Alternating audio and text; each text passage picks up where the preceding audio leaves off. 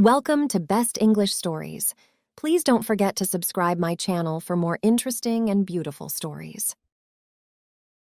The day was so warm, so fair, so magically a thing of sunshine and blue skies and bird song that anyone acquainted with Clarence, 9th Earl of Emsworth, and aware of his liking for fine weather, would have pictured him going about the place on this summer morning with a beaming smile and an uplifted heart. Instead of which, humped over the breakfast table, he was directing at a blameless kippered herring a look of such intense bitterness that the fish seemed to sizzle beneath it. For it was August Bank Holiday, and Blanding's castle on August Bank Holiday became, in his lordship's opinion, a miniature inferno.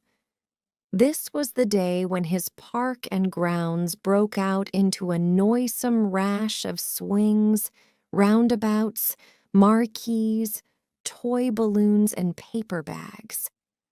When a tidal wave of the peasantry and its squealing young engulfed those haunts of immemorial peace. On August Bank Holiday, he was not allowed to potter pleasantly about his gardens in an old coat. Forces beyond his control shoved him into a stiff collar and a top hat and told him to go out and be genial. And in the cool of the quiet evenfall, they put him on a platform and made him make a speech. To a man with a day like that in front of him, fine weather was a mockery. His sister, Lady Constance Keble, looked brightly at him over the coffee pot.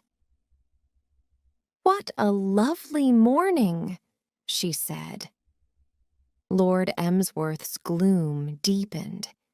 He chafed at being called upon, by this woman of all others, to behave as if everything was for the jolliest in the jolliest of all possible worlds.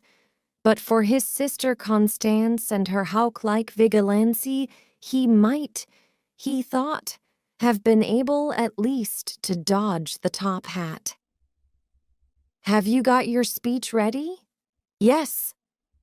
"Well, mind you learn it by heart this time, and don't stammer and dotter as you did last year." Lord Emsworth pushed plate and kipper away. He had lost desire for food. "And don't you forget to go to the village this morning to judge the cottage gardens." "All right, all right, all right," said his lordship testily. "I've not forgotten. I think I will come to the village with you. There are a number of those fresh-air London children staying there now, and I must warn them to behave properly when they come to the fete this afternoon. You know what London children are. McAllister said he found one of them in the gardens the other day, picking his flowers." At any other time, the news of this outrage would, no doubt, have affected Lord Emsworth profoundly. But now, so intense was his self-pity, he did not even shudder. He drank coffee with the air of a man who regretted that it was not hemlock. "By the way, McAllister was speaking to me again last night about that gravel path through the yew alley. He seems very keen on it." "Glug," said Lord Emsworth, which, as any philologist will tell you, is the sound which peers of the realm make when stricken to the soul while drinking coffee. Concerning Glasgow, that great and commercial manufacturing city in the country of Lanarkshire in Scotland, much has been written. So lyrically does the Encyclopedia Britannica deal with the place that it covers 27 pages before it can tear itself away and go on to Glass, Glastonbury, Glatz, and Glauber. The only aspect of it, however, which immediately concerns the present historian, is the fact that the citizens it breeds are apt to be grim, dour, persevering, tenacious men with red whiskers who know what they want and mean to get it. Such a one was Angus McAllister, head gardener at Blandings Castle.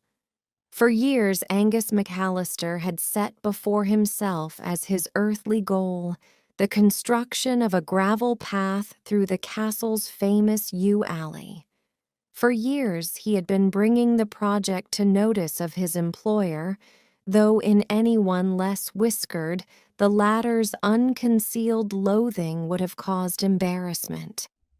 And now it seemed he was at it again. Gravel path. Lord Emsworth stiffened through the whole length of his stringy body. Nature, he had always maintained, intended a yew alley to be carpeted with a mossy growth. And whatever nature felt about it, he personally was dashed if he was going to have men with Clydeside accents and faces like dissipated potatoes coming along and mutilating that lovely expanse of green velvet. Gravel path, indeed. Why not asphalt? Why not a few hoardings with advertisements of liver pills and a filling station? That's what the man would really like. Lord Emsworth felt bitter, and when he felt bitter, he could be terribly sarcastic. "Well, I think it is a very good idea," said his sister. "One could walk there in wet weather then. Damp moss is ruinous to shoes." Lord Emsworth rose. He could bear no more of this. He left the table, the room, and the house, and, reaching the yew alley some minutes later, was revolted to find it infested by Angus McAllister in person. The head gardener was standing, gazing at the moss like a high priest of some ancient religion about to stick the gaff into the human sacrifice. "Morning, McAllister," said Lord Emsworth coldly. "Good morning, your lordship." There was a pause. Angus McAllister, extending a foot that looked like a violin case, pressed it on the moss. The meaning of the gesture was plain. It expressed contempt, dislike, a generally anti-moss spirit, and Lord Emsworth, wincing, surveyed the man unpleasantly through his pince-nez. Though not often given to theological speculation, he was wondering why Providence, if obliged to make head gardeners, had found it necessary to make them so Scotch. In the case of Angus McAllister, why, going a step farther, have made him a human being at all? All the ingredients of a first-class mule simply thrown away. He felt that he might have like Angus McAllister if he had been a mule. "I was speaking to her ladyship yesterday." "Oh?" "About the gravel path I was speaking to her ladyship." "Oh?" "Her ladyship likes the notion fine." "Indeed. Well," Lord Emsworth's face had turned a lively pink, and he was about to release the blistering words which were forming themselves in his mind, when suddenly he caught the head gardener's eye and paused. Angus McAllister was looking at him in a peculiar manner, and he knew what that look meant. "Just one crack," his eye was saying. In Scotch, of course. Just one crack out of you, and I tender my resignation."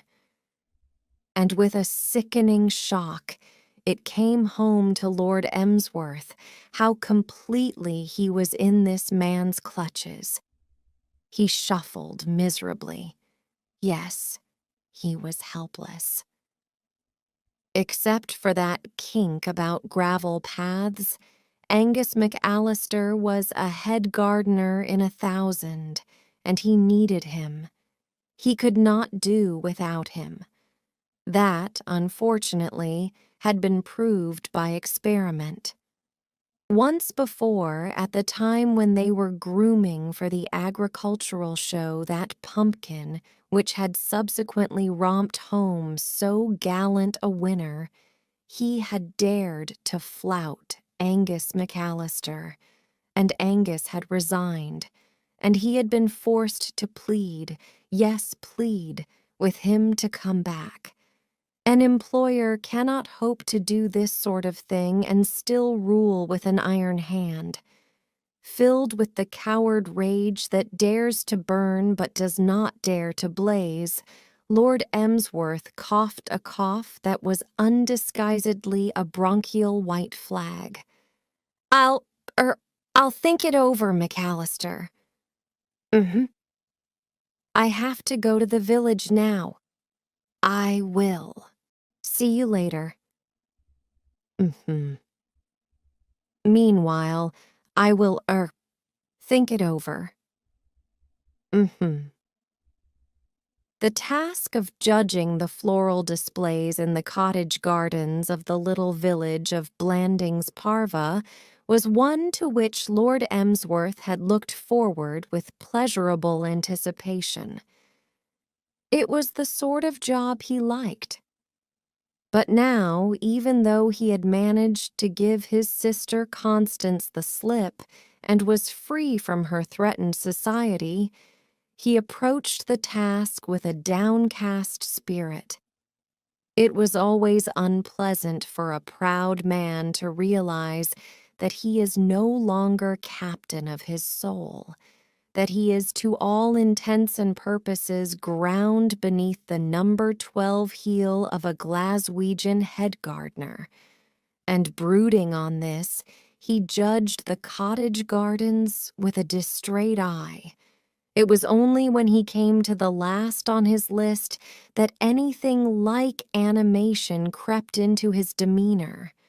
This, he perceived, peering over its rickety fence, was not at all a bad little garden. It demanded closer inspection.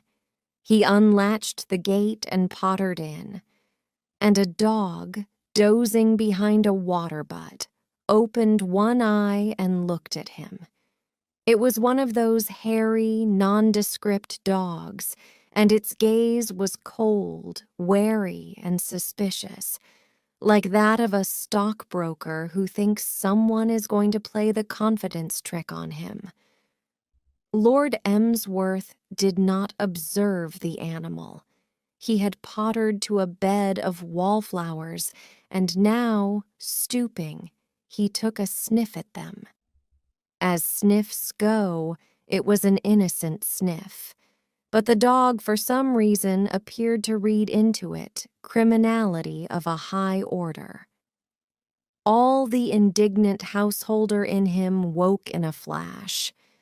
The next moment, the world had become full of hideous noises, and Lord Emsworth's preoccupation was swept away in a passionated desire to save his ankles from harm. As these chronicles of Blandings Castle have already shown, he was not at his best with strange dogs. Beyond saying, "Go away, sir," and leaping to and fro with an agility surprising in one of his years, he had accomplished little in the direction of a reasoned plan of defense when the cottage door opened and a girl came out. "Hoy!" cried the girl. And on the instant, at the mere sound of her voice, the mongrel, suspending hostilities, bounded at the newcomer and writhed on his back at her feet with all 4 legs in the air.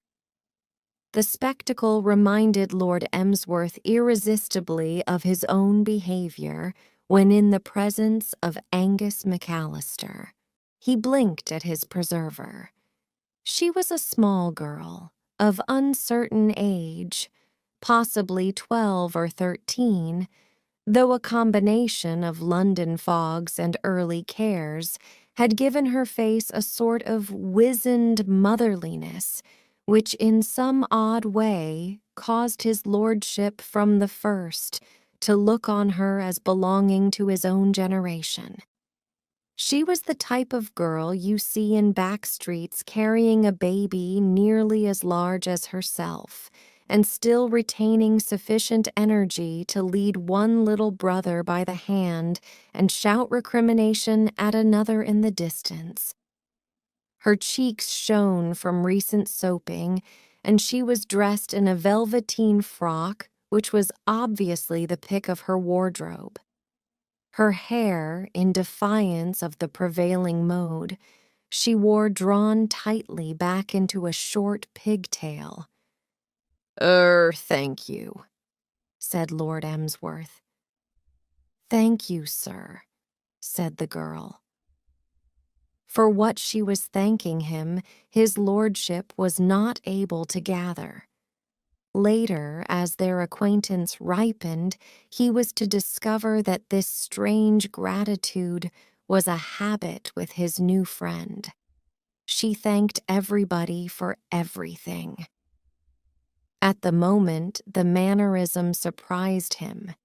He continued to blink at her through his pince-nez. Lack of practice had rendered Lord Emsworth a little rusty in the art of making conversation to members of the other sex. He sought in his mind for topics. "Fine day." "Yes, sir. Thank you, sir." "Are you—" Lord Emsworth furtively consulted his list. "Are you the daughter of— Ebenezer Sprocket?" he asked, thinking, as he had often thought before, what ghastly names some of his tenantry possessed. "No, sir. I'm from London, sir." "Ah, London, eh? Pretty warm it must be there." He paused, then, remembering a formula of his youth. Been out much this season?"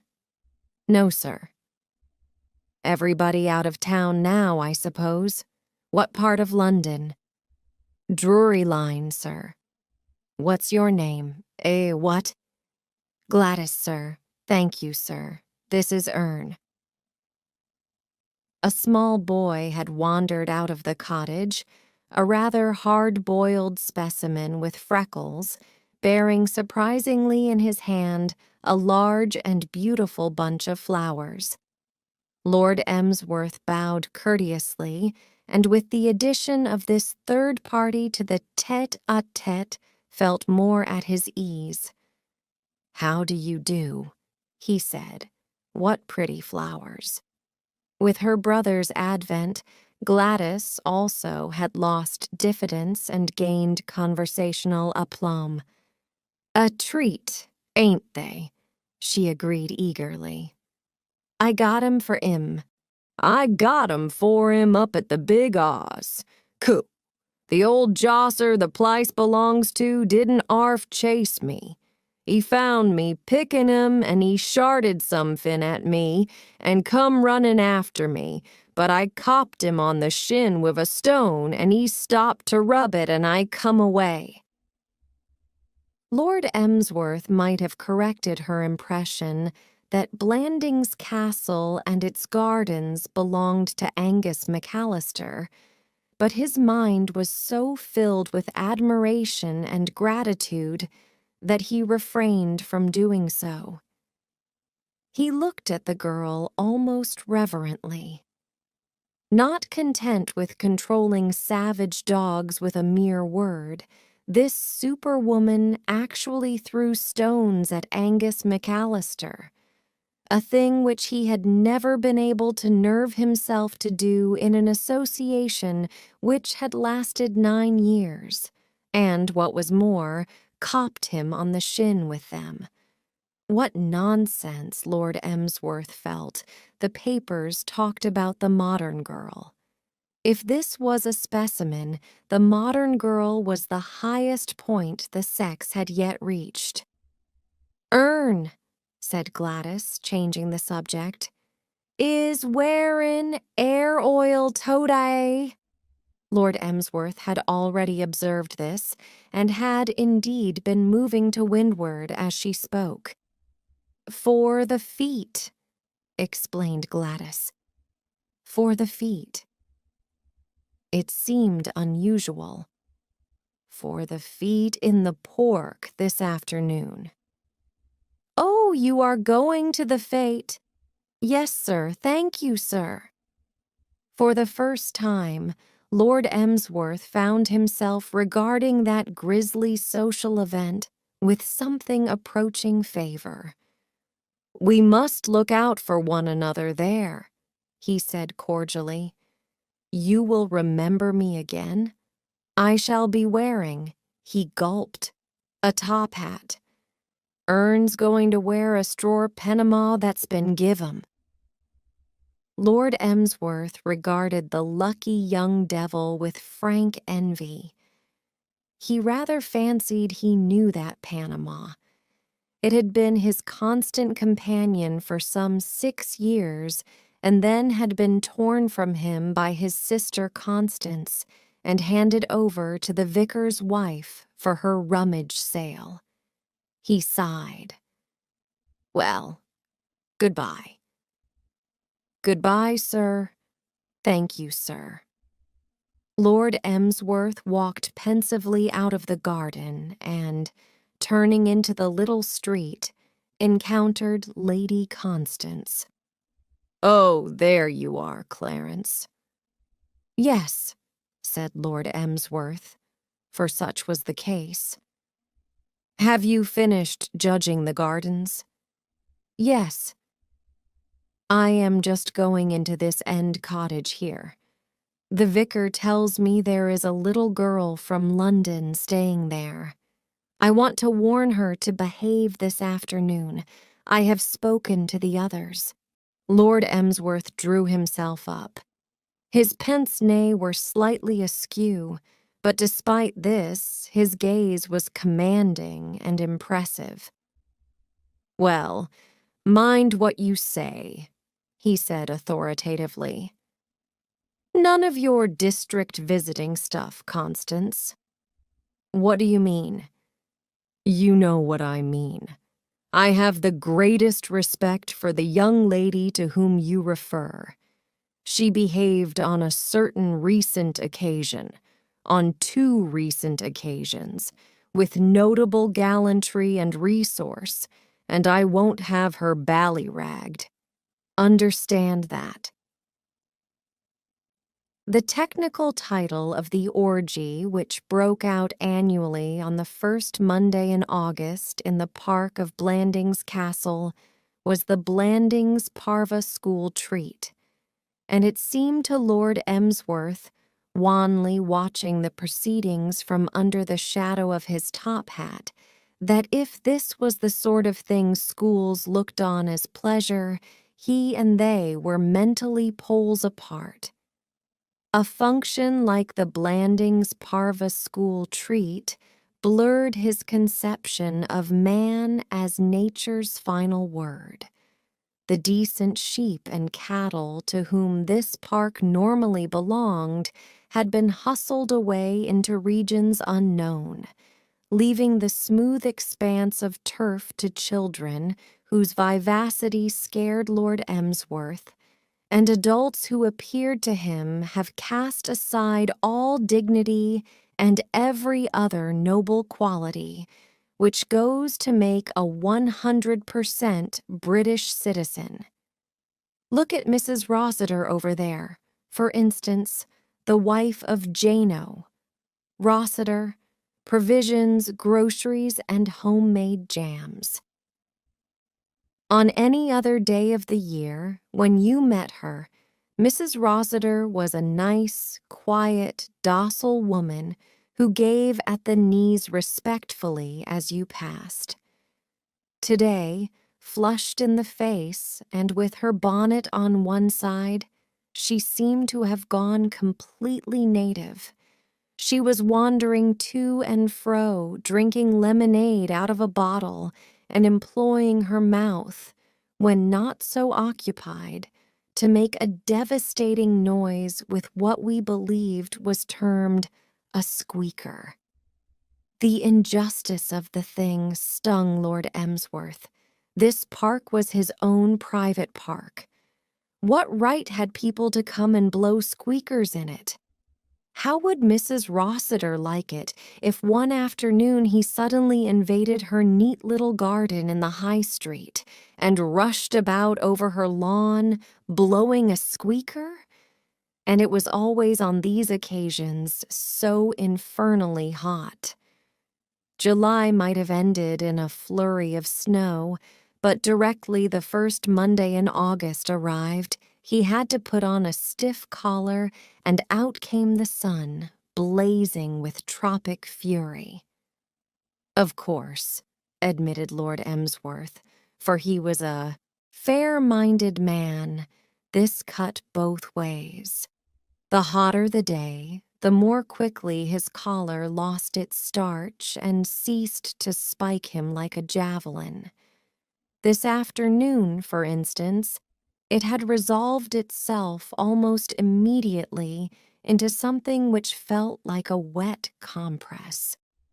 Severe as were his sufferings, he was compelled to recognize that he was that much ahead of the game. A masterful figure loomed at his side. "Clarence!" Lord Emsworth's mental and spiritual state was now such that not even the advent of his sister Constance could add noticeably to his discomfort. "Clarence, you look a perfect sight." "I know I do. Who wouldn't in a rig-out like this? Why in the name of goodness you always insist?" "Please don't be childish, Clarence. I cannot understand the fuss you make about dressing for once in your life, like a reason, able English gentleman and not like a tramp. It's this top hat. It's exciting the children." "What on earth do you mean, exciting the children?" "Well, all I can tell you is that just now, as I was passing the place where they're playing football." "Football? In weather like this?" A small boy called out something derogatory and threw a portion of a cocoa-nut at it. "If you will identify the child," said Lady Constance warmly, "I will have him severely punished." "How the dickens?" replied his lordship with equal warmth. "Can I identify the child? They all look alike to me. And if I did identify him, I would shake him by the hand. A boy who throws cocoa-nuts at top hats is fundamentally sound in his views. And stiff collars. Stiff. That's what I came to speak to you about. Are you aware that your collar looks like a rag? Go in and change it at once." "But, my dear Constance, at once, Clarence.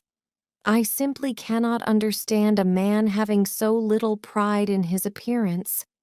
But all your life you have been like that. I remember when we were children."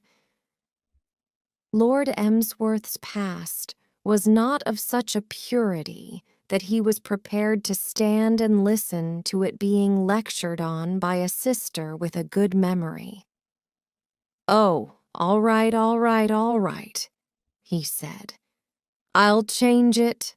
I'll change it. Well, hurry. They are just staring tea." Lord Emsworth quivered. Have I got to go into that tea tent? Of course you have. Don't be so ridiculous. I do wish you would realize your position as master of Blanding's castle. A bitter, mirthless laugh from the poor. Paean, thus ludicrously described, drowned the rest of the sentence. It always seemed to Lord Emsworth, in analyzing these entertainments, that the August Bank holiday Saturnalia at Blanding's castle reached a peak of repulsiveness when tea was served in the big marquee.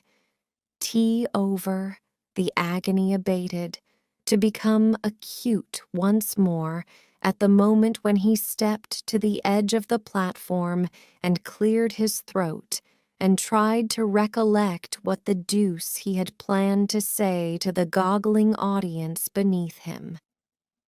After that, it subsided again and passed until the following August. Conditions during the tea hour, the marquee having stood all day under a blazing sun, were generally such that Shadrach, Meshach, and Abednego, had they been there, could have learned something new about burning fiery furnaces. Lord Emsworth, delayed by the revision of his toilet, made his entry when the meal was half over and was pleased to find that his second collar almost instantaneously began to relax its iron grip. That, however, was the only gleam of happiness which was to be vouchsafed him. Once in the tent, it took his experienced eye but a moment to discern that the present feast was eclipsing in frightfulness all its predecessors. Young Blanding's parva, in its normal form, tended rather to the stolidly bovine than the riotaus. In all villages of Corsa, there must of necessity be an occasional tough egg. In the case of Blanding's parva, the names of Willie Drake and Thomas Ratface Blenkiron spring to mind. But it was seldom that the local infants offered anything beyond the power of a curate to control. What was giving the present gathering its striking resemblance to a reunion of sans-culottes at the height of the French Revolution was the admixture of the fresh air London visitors. About the London child, reared among the tin cans and cabbage stalks of Drury Lane and Clare Market, there is a breezy insouciance which his country cousin lacks. Years of back-chat with annoyed parents and relatives have cured him of any tendency he may have had toward shyness, with the result that when he requires anything, he grabs for it, and when he is amused by any slight peculiarity in the personal appearance of members of the governing classes, he finds no difficulty in translating his thoughts into speech. Already, up and down the long tables, the curate's unfortunate squint was coming in for hearty comment, and the front teeth of one of the school teachers ran at a close second for popularity. Lord Emsworth was not, as a rule, a man of swift inspirations, but it occurred to him at this juncture that it would be a prudent move to take off his hat before his little guests observed it and appreciated its humorous possibilities. The action was not, however, necessary. Even as he raised his hand, a rock cake, singing through the air like a shell, took it off for him. Lord Emsworth had had sufficient. Even Constance, Henri's honorable woman though she was, could hardly expect him to stay and beam genially under conditions like this.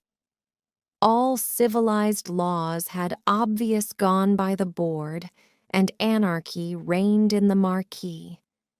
The curate was doing his best to form a provisional government consisting of himself and the 2 school teachers. But there was only one man who could have coped adequately with the situation, and that was King Herod, who, regrettably, was not among those present. Feeling like some aristocrat of the old regime sneaking away from the tumbril, Lord Emsworth edged to the exit and withdrew. Outside the marquee, the world was quieter, but only comparatively so. What Lord Emsworth craved was solitude, and in all the broad park there seemed to be but one spot where it was to be had. This was a red-tiled shed standing beside a small pond used at happier times as a lounge or retiring room for cattle.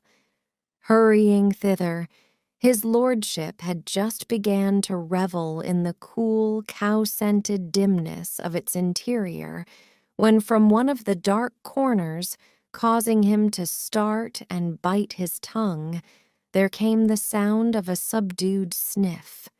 He turned. This was persecution.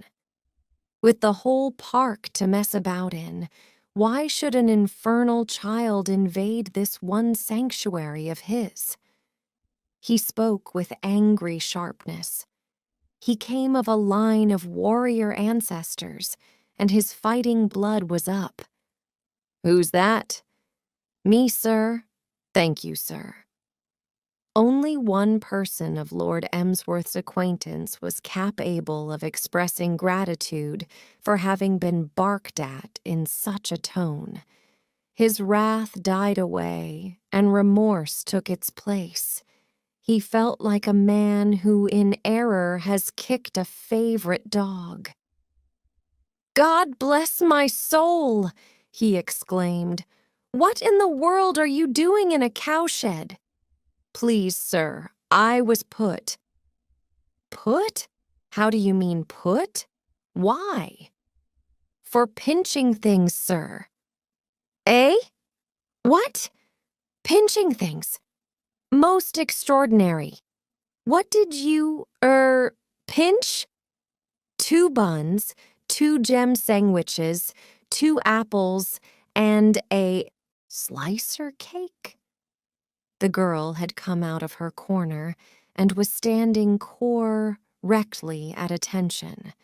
Force of habit had caused her to intone the list of purloined articles in the sing-song voice in which she was wont to recite the multiplication table at school.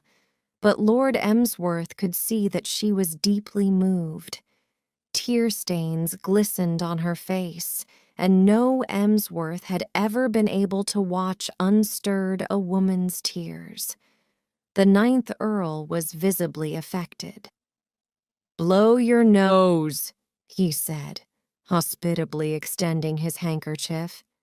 "Yes, sir. Thank you, sir." "What did you say you had pinched?" 2 buns, 2 gem sandwiches, 2 apples, and a slicer cake." "Did you eat them?" "No, sir. They wasn't for me. They was for Ern." "Ern? Oh, yes, to be sure. For Ern, eh?" "Yes, sir. But why the deuce couldn't Ern have, pinched them for himself? Strong, able-bodied young feller, I mean." Lord Emsworth, a member of the old school, did not like this disposition on the part of the modern young man to shirk the dirty work and let the woman pay. "Ern wasn't allowed to come to the treat, sir." "What? Not allowed? Who said he mustn't?" "The lady, sir." "What lady?" The one that come in just after you'd gorn this morning." A fierce snort escaped Lord Emsworth. "Constance! What the devil did Constance mean by taking it upon herself to revise his list of guests without so much as a Constance, eh?" He snorted again. One of these days, Constance would go to far. "Monstrous!" he cried. "Yes, sir." "High-handed tyranny, by gad. Did she give any reason?" "They lighty didn't like Ern biting her in the leg, sir." "Ern bit her in the leg?" "Yes, sir. Plying 'e was a dorg, and the lighty was cross, and Ern wasn't allowed to come to the treat, and I told him I'd bring him back something nice." Lord Emsworth breathed heavily. He had not supposed that in these degenerate days a family like this existed. The sister copped Angus McAllister on the shin with stones. The brother bit Constance in the leg. It was like listening to some grand old saga of the exploits of heroes and demigods. "I thought if I didn't have nothing myself, it would make it all right." "Nothing?" Lord Emsworth started. "Do you mean to tell me you have not had tea?" "No, sir. Thank you, sir. I thought if I didn't have none, then it would be all right." "Ern aving what?" "I would have 'ad if I had have 'ad." His lordship's head, never strong, swam a little. Then it resumed its equilibrium. He caught her drift. "God bless my soul," said Lord Emsworth. "I never heard anything so monstrous and appalling in my life. Come with me immediately." "The lighty said I was to stop here, sir." Lord Emsworth gave vent to his loudest snort of the afternoon. "Confound the lighty." "Yes, sir. Thank you, sir."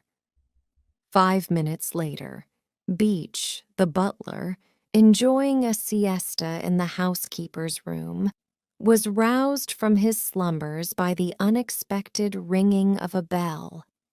Answering its summons, he found his employer in the library, and with him a surprising young person in a velveteen frock, at the sight of whom his brows quivered and, but for his iron self-restraint, would have risen.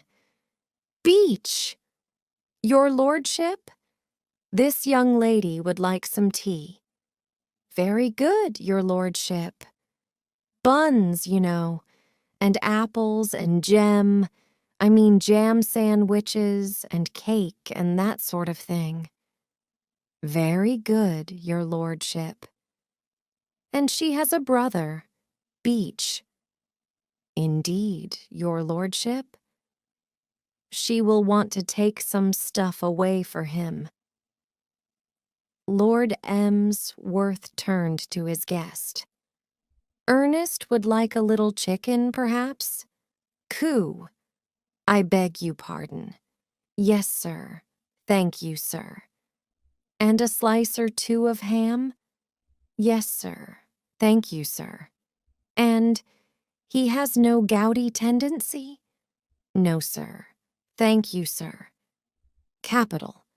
Then a bottle of that new lot of port, Beach. It's some stuff they've sent me down to try," explained his lordship. "Nothing special, you understand," he added apologetically, "but quite drinkable. I should like your brother's opinion of it. See that all that is put together in a parcel, Beach, and leave it on the table in the hall. We will pick it up as we go out." A welcome coolness had crept into the evening air by the time Lord Emsworth and his guest came out of the great door of the castle. Gladys, holding her host's hand and clutching the parcel, sighed contentedly. She had done herself well at the tea table. Life seemed to have nothing more to offer. Lord Emsworth did not share this view. His spacious mood had not yet exhausted itself. "Now, is there anything else you can think of that Ernest would like?" he asked. "If so, do not hesitate to mention it. Beach, can you think of anything?" The butler, hovering respectfully, was unable to do so. "No, your lordship." I ventured to add, "On my own responsibility, your lordship. Some hard-boiled eggs and a pot of jam to the parcel." "Excellent. You are sure there is nothing else?" A wistful look came into Gladys's eyes. "Could he have some flares?" "Certainly," said Lord Emsworth. "Certainly, certainly. By all means. Just what I was about to suggest, what is flowers?" Beach, the linguist, interpreted. "I think the young lady means flowers, your lordship." "Yes, sir. Thank you, sir. Flowers." "Oh," said Lord Emsworth. "Oh, flowers," he said slowly. "Oh, yes, I see. He removed his pince-nez, wiped them thoughtfully, replaced them, and gazed with wrinkling forehead at the gardens that stretched gaily out before him. Flowers. It would be idle to deny that those gardens contained flowers in full measure. They were bright with achillea, Bignonia radicans, campanula, digitalis, euphorbia, funkia, gyspsophylla, helianthus, iris, leotris, monarda, phlox drummondii, salvia, thalictrum, vinca, and yucca. But the devil of it was that Angus McAllister would have a fit if they were picked. Across the threshold of this, Eden, the ginger whiskers of Angus McAllister, lay like a flaming sword. As a general rule, the procedure for getting flowers out of Angus McAllister was as follows. You waited till he was in one of his rare moods of complacence.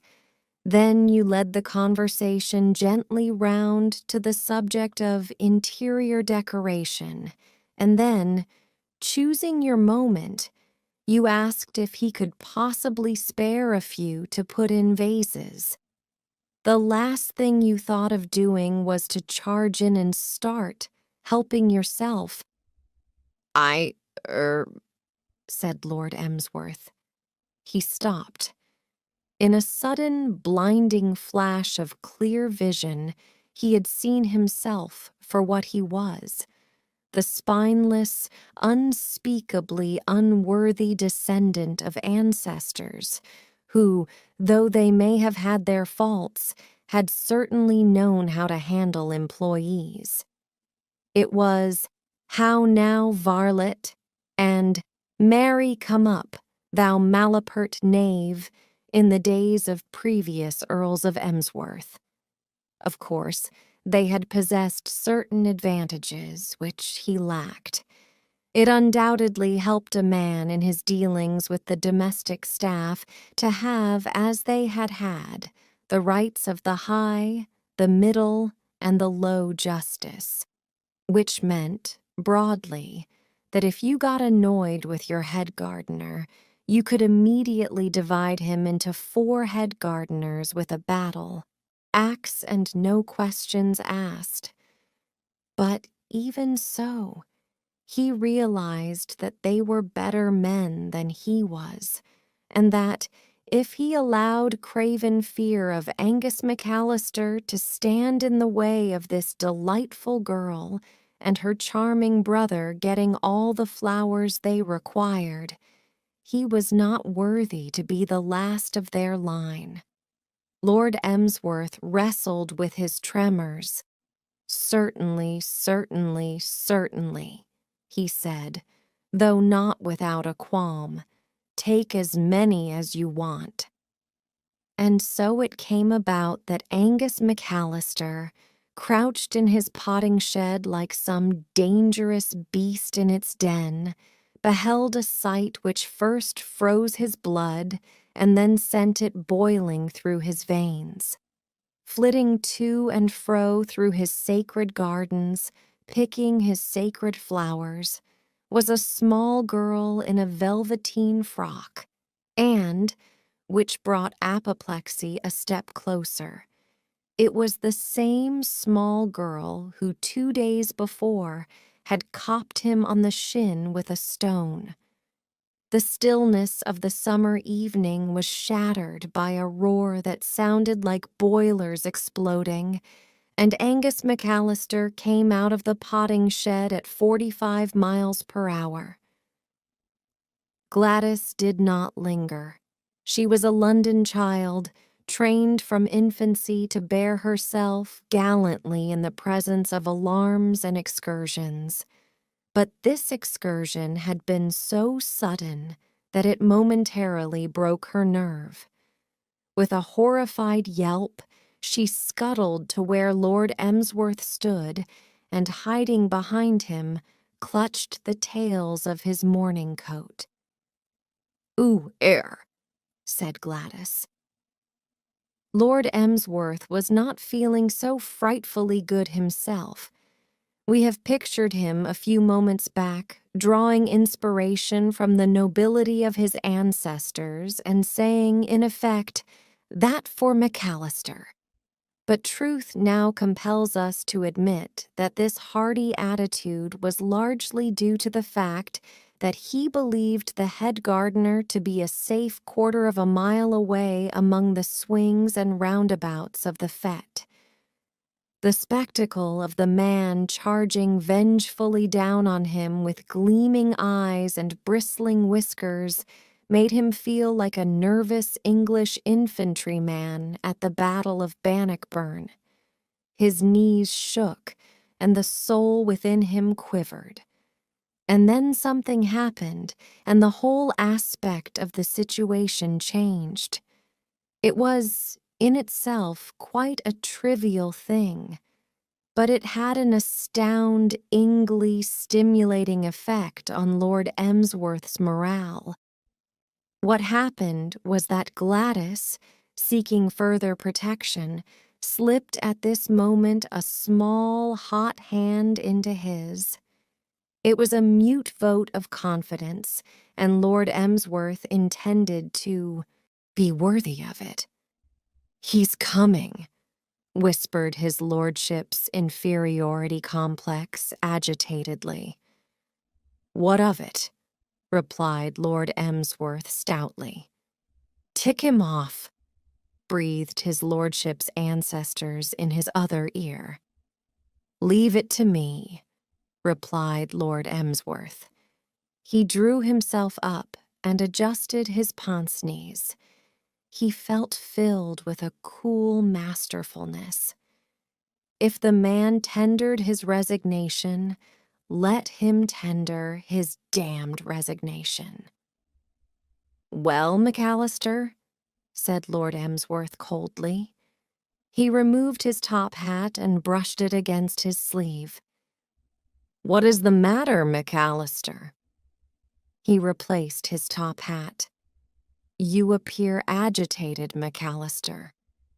He jerked his head militantly. The hat fell off. He let it lie. Freed from its loathsome weight, he felt more masterful than ever. It had just needed that to bring him to the top of his form.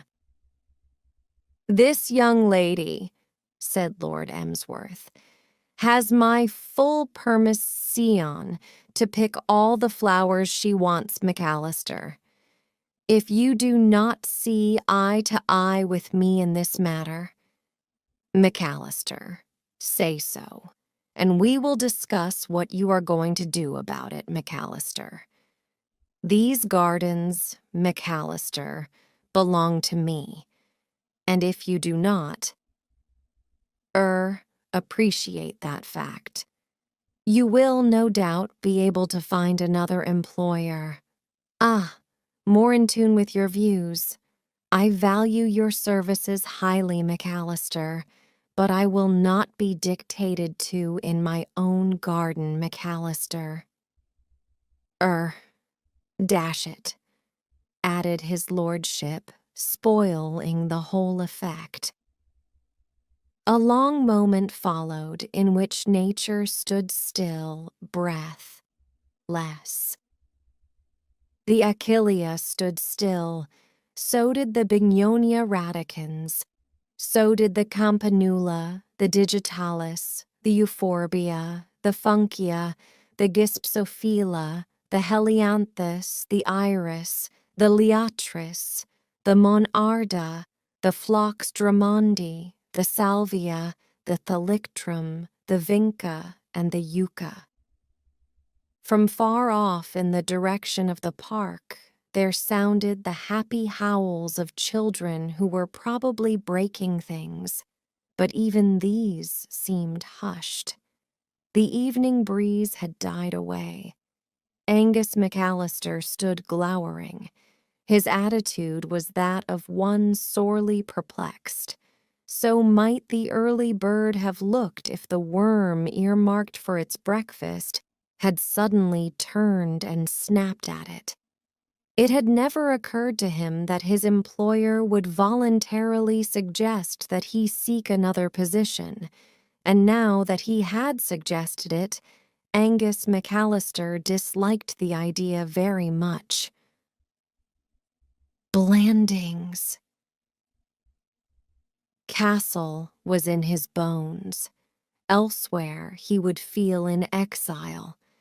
He fingered his whiskers, but they gave him no comfort. He made his decision. Better to cease to be a Napoleon than be a Napoleon in exile. Said Angus McAllister. Oh, and by the way, McAllister, said Lord Emsworth, that matter of the gravel path through the yew alley, I've been thinking it over, and I won't have it, not on any account. Mutilate my beautiful moss with a beastly gravel path? Make an eyesore of the loveliest spot in one of the finest and oldest gardens in the United Kingdom? Certainly not. Most decidedly not. Try to remember, McAllister, as you work in the gardens of Blandings Castle, that you are not back in Glasgow, laying out recreation grounds. That is all, McAllister.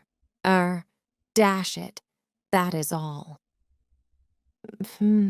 Said Angus McAllister. He turned. He walked away.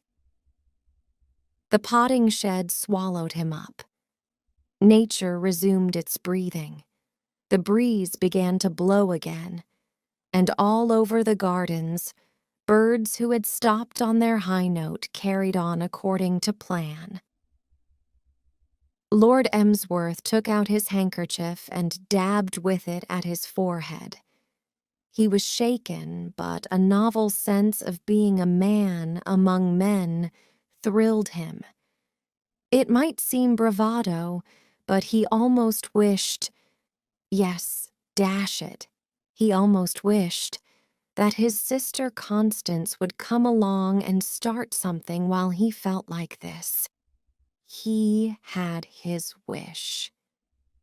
Clarence! Yes, there she was, hurrying towards him up the garden path. She, like McAllister, seemed agitated.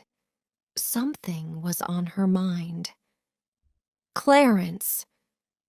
Don't keep saying Clarence as if you were a dashed parrot, said Lord Emsworth haughtily. What the dickens is the matter, Constance? Matter? Do you know what the time is? Do you know that everybody is waiting down there for you to make your speech? Lord Emsworth met her eye sternly. "I do not," he said. "And I don't care. I'm not going to make any dashed speech. If you want a speech, let the vicar make it. Or make it yourself. Speech. I never heard such dashed nonsense in my life." He turned to Gladys. "Now, my dear," he said, "if you will just give me time to get out of these infernal clothes and this ghastly collar and put on something human, we'll go down to the village and have a chat with Ern."